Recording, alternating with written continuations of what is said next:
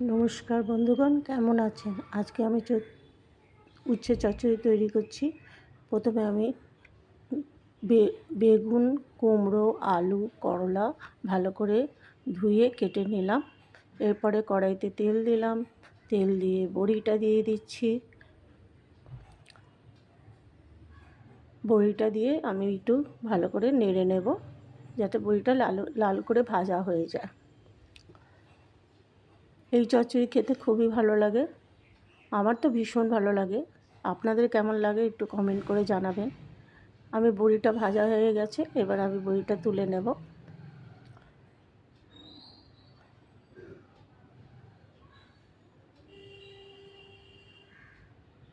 বড়িটা তুলে নিলাম। এরপরে আমি 5 ফোড়ন দিলাম,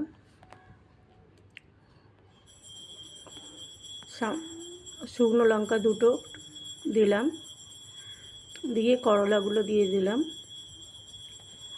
করলাগুলো দিয়ে আমি ভালো করে ভেজে নেব। ঢাকা দিয়ে দিয়ে ভাজবো, যাতে করলাটা তাড়াতাড়ি সেদ্ধ হয়ে যায়। করলাটা আমি ঢাকা দিয়ে দিলাম কিছুক্ষণের জন্য। এরপর ঢাকাটা খুলে আমি করলাটা একটু লাল লাল করে ভেজে নিলাম। এরপরে স্বাদ মতো নুন দিলাম, দিয়ে আবারও ঢাকা দিলাম।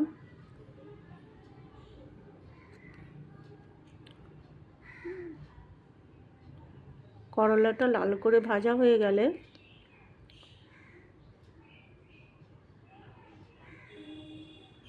এর মধ্যে আমি এক এক করে সবজিগুলো দিয়ে দেব।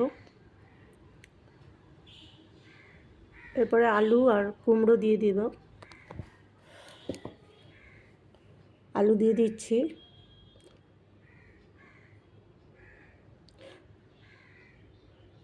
যদি ভিডিওটা ভালো লাগে লাইক শেয়ার কমেন্ট অবশ্যই করবেন এবং সাবস্ক্রাইব করতে ভুলবেন না। এরপরে আলু আর কুমড়োটা আমি দিয়ে ভালো করে নেড়ে নেব, যতক্ষণ ওটা লাল করে ভাজা হচ্ছে।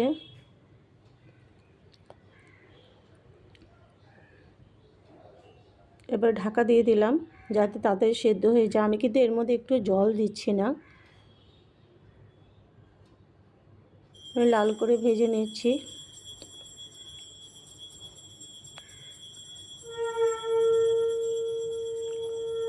এরপরে এর মধ্যে আমি বেগুনগুলো দিয়ে দেব।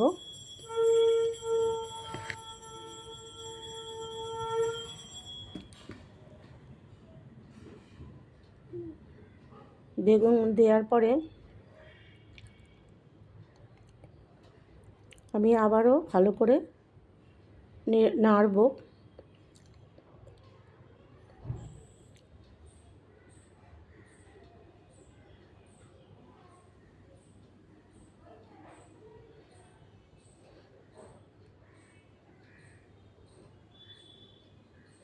সামান্য হলুদ দেব।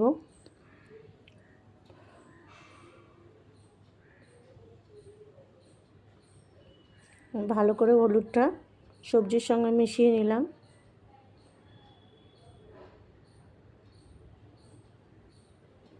এর মধ্যে বেশি মশলা লাগে না।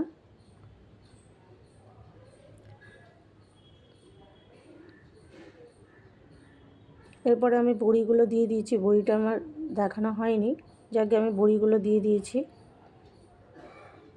বড়িগুলো দিয়ে ভালো করে আমি নেড়ে নিচ্ছি এবং কিছুক্ষণ ঢাকা দিয়ে সবজিগুলো সবকটা মজে গেছে এবং সেদ্ধ হয়ে গেছে। এরপরে এর মধ্যে আমি সামান্য চিনি দিয়ে দেব। চিনিটাও আমি দেখাতে পারলাম না, হঠাৎ করে মোবাইলটা বন্ধ হয়ে গেল। সামান্য চিনি দিয়ে দিচ্ছি।